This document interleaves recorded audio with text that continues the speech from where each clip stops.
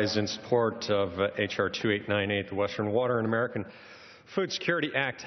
And I'll give just a couple examples. I live in the desert of Southern California, so I'm not a Northern California person. I'm not a Central Valley person, but I am a desert rat in California that understands water is imperative to all of our needs. What is happening in my district right now is 35% reduction in water. That is what they are requesting. All of our water companies have come forward and said that they're raising the rates between 30 and 40%.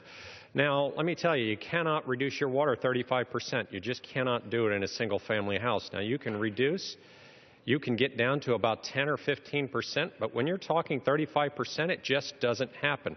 That is the life we are living in today. I've been sitting here for about an hour and I've taken a few notes about what might happen if we pass this. And one of the things that hit me was reignite the environmental wars, reignite the problems that we are having with water in California. Let me tell you, I don't believe that there is a state in the union that is going through as many adjudications of water than is happening in California right now. If we are talking about reigniting the water wars or reigniting the environmental wars, they're happening today, right now. In my district alone, we have a water adjudication that's been going on for 17 years.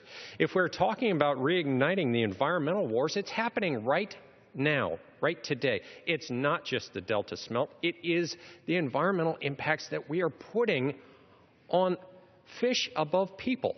Now, in my district, again, we have an issue where the Department of Water and Power from LA cannot release water down a canyon to help the people in the canyon because we have the stickleback fish in there and they're afraid that it's going to harm that fish. And so they've reduced the water from 1,200 acre-feet a year to 300 acre-feet. So the environmental wars are happening in California today. If we do not do something... I yield the gentleman an additional minute. The gentleman is recognized for one more minute. Thank you very much. If we do not do something today, then when? When do we do something? When do we go back to our constituents and say that we are actually working on the #1 priority in California? A state without water is dead.